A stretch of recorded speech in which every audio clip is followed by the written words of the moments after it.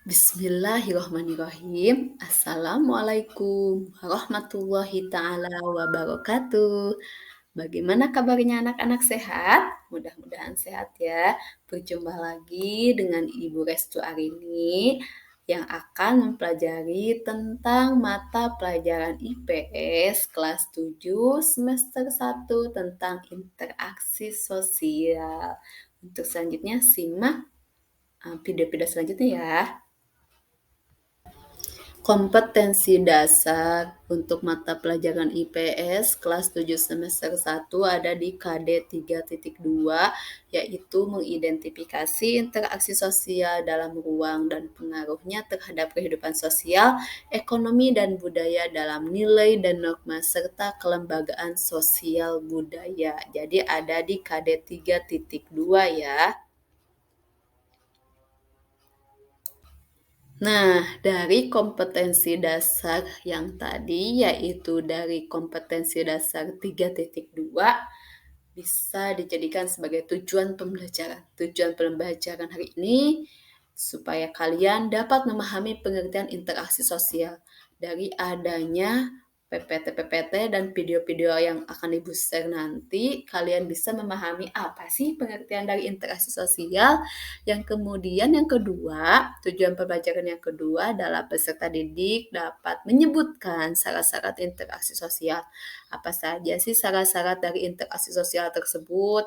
Harus bagaimana sih syaratnya yang bisa dijadikan sebagai interaksi sosial? Nanti kita akan bahas. Kemudian yang ketiga, mengidentifikasi faktor-faktor interaksi sosial.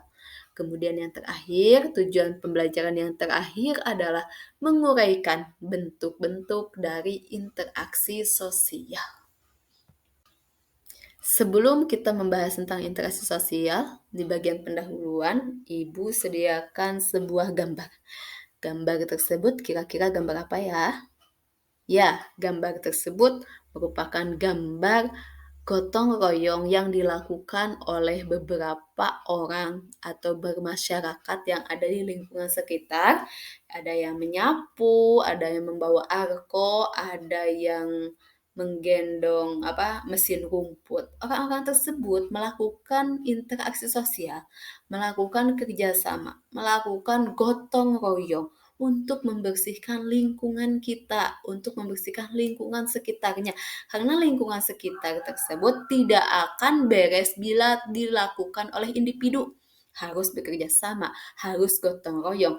Di dalam gotong royong tersebut, kerjasama tersebut harus adanya interaksi sosial, baik itu komunikasi secara langsung, ataupun komunikasi secara tidak langsung, ataupun melalui kontak fisik, ataupun melalui anggota-anggota badan seperti mengangguk dan sebagainya, ataupun ajakan-ajakan persuasif untuk mengadakan interaksi sosial berupa kerjasama ataupun gotong royong membersihkan lingkungan sekitar. Kita hidup bermasyarakat, kita hidup di rumah, tidak bisa sendiri. Ada ayah, ada ibu, ada kakak, ada adik. Begitupun di masyarakat. Kita tidak bisa membangun rumah sendiri di tengah hutan. Tidak bisa.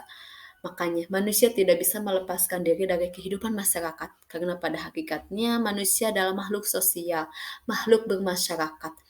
Kehidupan bermasyarakat merupakan proses kehidupan bagaimana seseorang dapat bersosialisasi, berinteraksi sesuai dengan nilai-nilai dan norma-norma yang berlaku. Kita tahu bahwa seseorang tidak dapat hidup sendiri di muka bumi ini. Bagaimanapun juga, kehidupan selalu harus bergantung kepada orang lain ataupun kepada lingkungan. Oleh karena itu, pada bab ini kita akan mempelajari tentang interaksi sosial. Karena hakikatnya manusia adalah sebagai makhluk sosial atau homo sosial. Dalam pembahasan hari ini, kita akan belajar tentang interaksi sosial. Yang pertama, supaya kalian bisa mengetahui pengertian dari interaksi sosial. Yang kedua, kalian juga nanti bisa mengetahui syarat-syarat dari interaksi sosial itu ada apa saja, kemudian faktor-faktor interaksi sosial juga apa saja, dan kalian jadi nanti bisa mengetahui bentuk-bentuk dari interaksi sosial. Padahal kita selalu ada dalam lingkungan masyarakat juga harus tahu apa sih itu interaksi sosial. Selanjutnya, apa sih interaksi sosial? Interaksi sosial. Salah satu ciri manusia adalah selalu hidup bersama manusia lainnya. Kehidupan manusia sejak lahir di dunia sampai akhir hayat di kandung badan terlibat di dalam interaksi sosial. Pada dasarnya, manusia selalu ingin berkumpul dengan manusia lainnya, selalu ingin bertemu, berbicara, atau ingin melakukan kegiatan-kegiatan lainnya dengan manusia.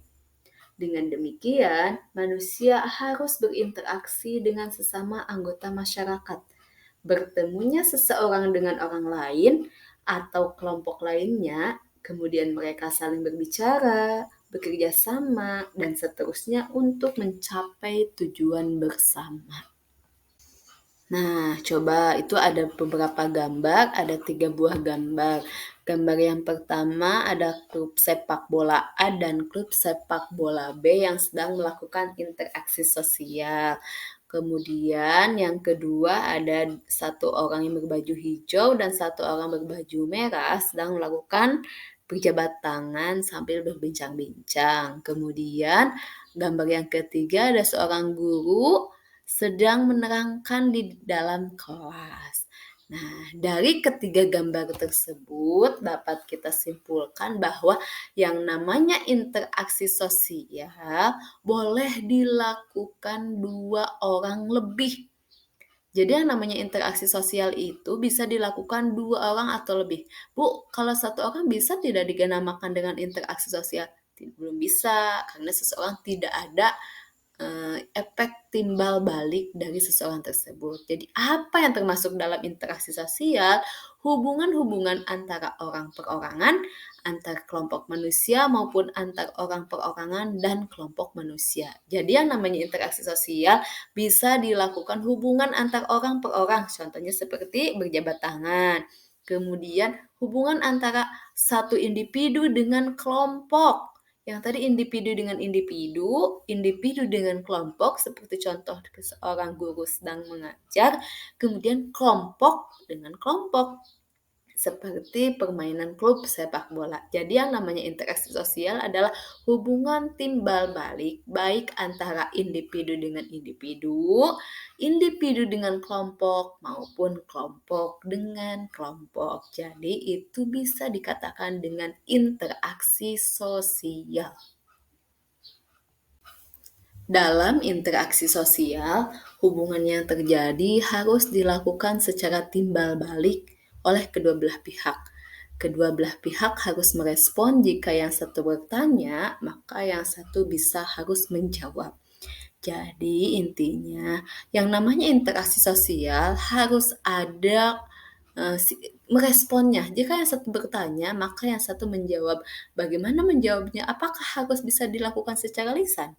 Tidak semua yang namanya interaksi sosial bisa dilakukan secara lisan. Seperti contoh bagaimana, Bu? Karena yang terjadi sekarang dengan perkembangan IT yang begitu pesat, kita bisa melakukan interaksi sosial dengan cara virtual, baik itu video call ataupun yang lainnya. Nah, berarti kegiatan video call tersebut meskipun kita tidak bertemu langsung, meskipun kita tidak bertatap langsung, berarti itu salah satu contoh dari interaksi sosial, karena ketika kita bertanya, ada orang yang meresponnya. Nah, itu secara virtual. Kemudian kalaupun baik secara langsung, ketika seseorang bertanya, ketika seseorang mengungkapkan pendapat dan sebagainya, apakah harus direspon secara lisan juga? Tidak semua harus direspon secara lisan, karena yang merespon tersebut bisa dengan gerakan anggota tubuh kita, seperti contoh menganggukkan kepala, menggelengkan kepala, mengedipkan mata, ataupun dengan gerakan-gerakan anggota tubuh kita. Seperti contoh, kita bertanya kepada seseorang, kemudian seseorang tersebut menggelengkan kepala. Apakah itu bisa dinamakan dengan interaksi sosial? Ya, betul. Itu bisa dinamakan dengan interaksi sosial. Karena meskipun tidak komunikasi secara lisan, tetapi orang tersebut menggelengkan kepala ataupun mengangguk, itu tandanya seseorang tersebut berkomunikasi, tetapi komunikasinya dengan anggota tubuh kita. Ya. Kemudian, proses interaksi sosial akan terjadi apabila di antara pihak yang berinteraksi melakukan kontak sosial dan komunikasi. Komunikasi seperti komunikasi lisan itu bisa dilakukan ataupun komunikasinya secara virtual, baik itu WA, baik itu secara IG dan sebagainya lah, banyak media sosial yang kita pergunakan untuk saat ini. Kemudian kontak sosial, bagaimana kontak sosial? Kontak sosial di sini seperti tadi contoh bisa dilakukan dengan cara berjabat tangan, bisa dilakukan dengan cara menepuk pundak, ataupun sebagainya. Ya, seperti itu yang dinamakan dengan interaksi sosial.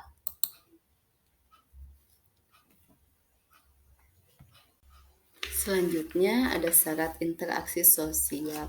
Kontak dan komunikasi menjadi syarat yang penting bagi terwujudnya interaksi sosial. Misalnya, kita bertemu dengan orang Inggris, lalu berjabat tangan, biasa. Kemudian orang Inggris tersebut berbicara dengan berbahasa Inggris dan kita berbicara dengan bahasa Indonesia. Untuk itu, agar terjadi kontak dan komunikasi, kita harus mampu menyesuaikan diri dengan lingkungannya. Tidak semua tindakan manusia merupakan suatu interaksi sosial, atau tidak semua tindakan yang dilakukan oleh manusia tersebut bisa dikatakan dengan interaksi sosial. Suatu tindakan manusia bisa dikatakan dengan interaksi sosial apabila memiliki ciri-ciri sebagai berikut. Yang pertama, ciri-ciri dari interaksi sosial yang bisa dikatakan dengan interaksi sosial yang bagaimana? Yang pertama, jumlah pelakunya lebih dari satu orang. Tadi sudah saya katakan, yang namanya interaksi sosial meskipun satu orang bukan dinamakan dengan interaksi sosial. Interaksi sosial jumlah pelakunya melebihi dari satu orang. Jadi dari 2 orang ke atas bisa dinamakan dengan interaksi sosial. Bagaimana kalau satu orang bisa dikatakan dengan interaksi sosial? Tidak, karena tidak akan ada yang meresponnya. Kemudian yang kedua, berlangsungnya secara timbal balik. Nah, ini yang paling penting. Meskipun ada 2 orang, meskipun ada 10 orang, meskipun berkelompok, tetapi ketika seseorang bertanya, ketika seseorang berkomunikasi, tidak ada timbal balik dari orang lain, bukan dinamakan dengan interaksi sosial. Ingat, harus adanya timbal balik. Jadi, dapat disimpulkan, kalau seseorang bertanya, kemudian orang tersebut tidak merespon, itu bukan dinamakan dengan interaksi sosial. Kemudian syarat yang ketiga, adanya komunikasi antar pelaku meskipun menggunakan simbol. Nah, ini yang jadi catatan. Tadi sudah saya terangkan juga di sebelumnya, adanya komunikasi antar pelaku meskipun dengan simbol, seperti menggelengkan kepala, menganggukkan kepala, mengedipkan mata, ataupun dengan anggota tubuh kita, itu merupakan penggunaan simbol, komunikasi simbol. Jadi, meskipun orang tersebut merespon dengan simbol-simbol tertentu yang diyakini sebagai kita di kehidupan kita, itu dinamakan dengan interaksi sosial. Jadi tidak harus komunikasi lisan secara langsung ya. Kemudian adanya suatu tujuan tertentu. Ada tujuannya. Kalau kita bertanya, orang tersebut menjawab, berarti ada tujuannya. Kalau kita bertanya, orang tersebut tidak menjawab, berarti itu tidak ada tujuannya. Bukan dinamakan dengan interaksi sosial. Jadi, syarat interaksi sosial itu harus ada 4 ciri-cirinya. Yang pertama, jumlah pelakunya lebih dari satu orang, sudah yakin. Yang kedua, berlangsungnya secara timbal balik. Ada aksi, ada reaksi. Kemudian adanya komunikasi antar pelaku meskipun dengan simbol. Kemudian yang terakhir adanya suatu tujuan tertentu. Ya, itu dinamakan dengan ciri-ciri dari interaksi sosial. Selanjutnya, faktor-faktor interaksi sosial. Apa saja sih faktor-faktor dari interaksi sosial? Ada 4. Yang pertama ada faktor imitasi, kemudian ada yang kedua faktor sugesti, yang ketiga faktor identifikasi, dan yang keempat adalah faktor simpati. Keempat faktor tersebut akan kita bahas ke depan ya, untuk slide selanjutnya. Nah, yang pertama faktor imitasi. Nah, ada sebuah gambar. Gambar tersebut ada seorang bapak atau seorang ayah dengan seorang anaknya. Ketika ayahnya menggosok gigi, anaknya juga ikut menggosok gigi. Nah, itu termasuk ke dalam faktor imitasi. Imitasi di sini apa? Imitasi dalam bahasa lain seperti bahasanya adalah tiruan, meniru, mencontoh. Jadi apa sih imitasi? Faktor imitasi merupakan proses seseorang untuk mencontoh atau meniru kegiatan orang lain. Nah, bagaimana contohnya? Seperti gambar tersebut. Gambar tersebut menunjukkan seorang anak laki-laki mencontoh atau meniru seorang bapaknya. Itu contoh dari faktor imitasi. Kemudian contoh lain, ketika anak kecil, anak perempuan biasanya main pasak-pasakan, main anak bayi. Nah, faktor tersebut merupakan contoh dari faktor imitasi karena meniru kegiatan apa yang dilakukan oleh orang tuanya. Kemudian biasanya anak perempuan pergi main mainan pergi ke pasar. Nah, itu contoh dari faktor imitasi, meniru kegiatan yang dilakukan oleh orang tuanya. Seperti itu contoh dari faktor imitasi. Selanjutnya, faktor sugesti. Sugesti. Faktor yang kedua adalah faktor sugesti, merupakan pengaruh yang dapat menggerakkan hati seseorang atau hati orang lain. Contoh, ketika biasanya kita sering menonton TV kan, di TV ada iklan obat, biasanya merek tertentu, komik ya. Komik biasanya dijadikan sebagai obat batuk. Ketika di iklan tersebut ada seseorang yang batuk, kemudian minum komik, wah jadi langsung sembuh. Nah, perasaan kita ketika kita lagi nonton, oh ternyata kalau minum komik di iklan juga jadi langsung sembuh. Saya mau dong, mau minum komik supaya batuk saya jadi sembuh. Itu merupakan contoh dari faktor sugesti. Kemudian contoh lain, saya tidak mau ke dokter A, saya ingin berobatnya pergi ke dokter B karena menurut pemikiran saya dokter B itu lebih baik, lebih ramah, lebih bagus dan sebagainya. Jadi seseorang tersebut akan mudah dengan sendirinya sembuh ketika sugestinya sudah baik. Nah, berarti faktor tersebut merupakan contoh dari faktor sugesti. Nah, selanjutnya faktor identifikasi. Identifikasi berasal dari kata identik. Identik, identik itu berarti hampir sama. Identik itu hampir sama, menyerupai. Sebagai contoh itu ada gambar seorang anak sedang bermain sepak bola. Dia suka bola, pakai bajunya baju bola. Apa yang dinamakan dengan faktor identifikasi merupakan keinginan-keinginan dalam diri seseorang untuk menjadi sama dengan orang lain. Keinginan seseorang untuk menjadi sama dengan orang tersebut. Contoh, ketika seorang anak mengidolakan pemain sepak bola, contohnya Ronaldo. Apapun yang dilakukan oleh Ronaldo, model rambutnya, bajunya, sepatunya, anak tersebut meniru apa yang dilakukan oleh dari Ronaldo tersebut, pemain sepak bola tersebut. Berarti anak tersebut sudah melakukan identifikasi. Identifikasi yang menyerupai keinginan-keinginan untuk menjadi sama dengan seperti Ronaldo tersebut. Nah, sebagai contoh anak-anak sekarang lagi booming dengan Korea, orang Korea opa-opa. Akhirnya boominglah di negara Indonesia. Model rambut gaya opa-opa Korea. Tren busana OOTD-nya dengan kayak opa-opa Korea ataupun artis-artis Korea. Berarti orang tersebut ingin menyerupai orang-orang Korea, ingin identik dengan orang-orang Korea. Berarti contoh-contoh tersebut merupakan faktor dari identifikasi.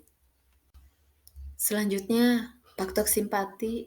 Simpati. Nah, gambar tersebut ada seorang anak yang jatuh dari sepeda, kemudian anak yang lain membantunya. Itu merupakan contoh dari faktor simpati. Merupakan kemampuan untuk merasakan diri seolah-olah dalam keadaan orang lain dan ikut merasakan apa yang dirasakan oleh orang lain. Seperti kalau kita ada korban bencana alam, ada gunung berapi dan sebagainya, kita ikut membantu, kita ikut meringankan beban mereka dengan cara membantu semampunya kita, berarti kita sudah melakukan simpati. simpati. Tapi sayang ya, karena era globalisasi, karena era westernisasi, akhirnya faktor simpati di Indonesia lumayan sedikit berkurang. Contoh saja, ketika kita berjalan di kota-kota besar, ada yang tabrak lari, ada yang tersenggol mobil dan sebagainya.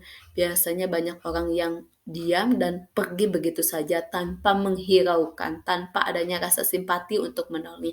Itu salah satu contoh yang tidak baik. Kita sebagai warga negara Indonesia yang baik harus punya faktor simpati terhadap apa yang dirasakan oleh orang lain, terutama ketika orang lain tersebut sedang terkena musibah. Kita menganjak ke bentuk-bentuk perubahan sosial. Bentuk-bentuk perubahan sosial ada dua, ada asosiatif dan disosiatif. Ya, selanjutnya nanti akan dibahas di slide selanjutnya. Faktor yang pertama adalah faktor proses asosiatif, interaksi sosial yang mengarah kepada persatuan, yang mengarah kepada hal-hal yang bersifat positif. Proses ini terjadi apabila seseorang atau sekelompok orang melakukan interaksi sosial yang mengarah kepada satu pandangan yang bersifat baik, bersifat positif. Ingat, asosiatif itu baik, positif, membangun. Apa saja yang termasuk proses asosiatif? Yang pertama ada kerjasama, yang kedua ada akomodasi, yang ketiga ada asimilasi. Kita bahas satu persatu. Yang pertama kerjasama dulu. Kerjasama. Kerjasama hampir sama dengan bahasa yang menjadi ikon negara Indonesia adalah gotong royongnya. Gotong royong, kerjasama merupakan suatu usaha bersama atau orang perorangan atau kelompok manusia untuk mencapai satu tujuan atau beberapa tujuan bersama. Biasanya ini kerjasama sering kita lakukan ya, apalagi kalau kita di dalam kelas, bekerja sama membersihkan lingkungan kelas, bekerja sama membersihkan lingkungan sekolah. Asalkan ingat, jangan bekerja sama ketika sedang ulangan, ketika sedang ulangan harian, ketika sedang PTS. Bu, kan kata ibu boleh bekerja sama. Bekerja sama bukan berarti dalam hal-hal bersifat seperti itu. Tapi bekerja sama bisa jadi kerja kelompok, bisa. Apa saja yang termasuk dalam kerjasama? Ada kerukunan, ada berganing, ada kooptasi, ada kerukunan, dan sebagainya. Selanjutnya, bentuk-bentuk interaksi yang asosiatif, yang kedua adalah akomodasi. Akomodasi merupakan suatu proses, akomodasi menunjukkan pada usaha-usaha manusia untuk meredakan suatu pertentangan, yaitu usaha-usaha untuk mencapai kestabilan. Akomodasi merupakan suatu cara untuk menyelesaikan pertentangan tanpa menghancurkan pihak lawan, sehingga lawan tidak kehilangan kepribadiannya. Contoh dari akomodasi ada koersi, ada kompromi, arbitrasi, mediasi, konsialisasi, toleransi, samatlen, dan adjudikasi. Yang sering kita ketemui yaitu mediasi. Mediasi adalah suatu contoh ketika ada suatu pertentangan di antara kedua orang tersebut, kemudian kita menengahinya. Diadakan mediasi, diadakan perundingan untuk supaya orang tersebut tidak terjadi pertentangan. Itu salah satu contoh dari kegiatan asosiatif yang bersifat positif, yaitu akomodasi. Asimilasi. Yang terakhir dari bentuk-bentuk proses interaksi sosial yang terakhir adalah asimilasi. Asimilasi merupakan cara-cara bersikap dan bertingkah laku dalam menghadapi perbedaan untuk mencapai kesatuan dalam pikiran dan tindakan. Proses asimilasi dapat dengan mudah terjadi melalui beberapa cara, antara lain dengan sikap toleransi, sikap saling menghargai orang lain, dan kebudayaannya. Persamaan dalam unsur-unsur kebudayaan serta perkawinan campuran. Contohnya, bakso makanan yang dibawa oleh orang Tiongkok. Kemudian lama-kelamaan diakui sebagai makanan orang asli Indonesia yang dibuat dari daging ayam dan sapi. Kemudian bahkan bakso tersebut awal mulanya kan dari Tiongkok, tapi lama-kelamaan karena sudah bertingkah laku menghadapi perbedaan dan adanya kesatuan pemikiran di Indonesia, akhirnya bakso menjadikan makanan khas Indonesia. Proses bentuk-bentuk interaksi sosial yang kedua adalah disosiatif. Disosiatif mengarah kepada hal-hal yang bersifat negatif, mengarah kepada pertentangan, perpecahan, dan sebagainya. Proses ini terjadi apabila seseorang atau sekelompok orang melakukan interaksi sosial yang mengarah pada konflik dan merenggangkan solidaritas kelompok. Ini kebalikannya dari asosiatif. Kalau asosiatif tersebut positif, kalau disosiatif negatif. Apa saja yang termasuk ke dalam kegiatan asosiatif, disosiatif? Yang pertama ada kompetisi atau persaingan, kontrapensi, dan pertentangan atau konflik. Yang pertama, kompetisi atau persaingan. Suatu proses individu atau kelompok yang bersaing untuk mencari keuntungan melalui bidang-bidang kehidupan tertentu. Nah, seperti contoh gelar juara, kesuksesan, sebuah piala, dan sebagainya. Ini merupakan salah satu contoh dari kompetisi atau persaingan. Nah, permainan bola basket antar kelas, permainan sepak bola, itu salah satu contoh dari persaingan atau kompetisi. Kenapa persaingan atau kompetisi tersebut bisa dikatakan dengan negatif? Karena biasanya sering terjadi konflik karena adanya persaingan tersebut. Konflik individu bisa, konflik kelompok juga bisa, karena adanya persaingan ingin mendapatkan gelar atau mendapatkan hasil yang lebih baik dan lebih unggul dari kelompok atau individu lain. Makanya contoh-contoh tersebut sering dikatakan dengan persaingan atau kompetisi. Bisa juga kalian bersaing di dalam kelas, tapi saingnya saing sehat untuk mendapatkan gelar juara yang pertama juara kelas. Itu juga bisa dijadikan sebagai contoh dari persaingan atau kompetisi.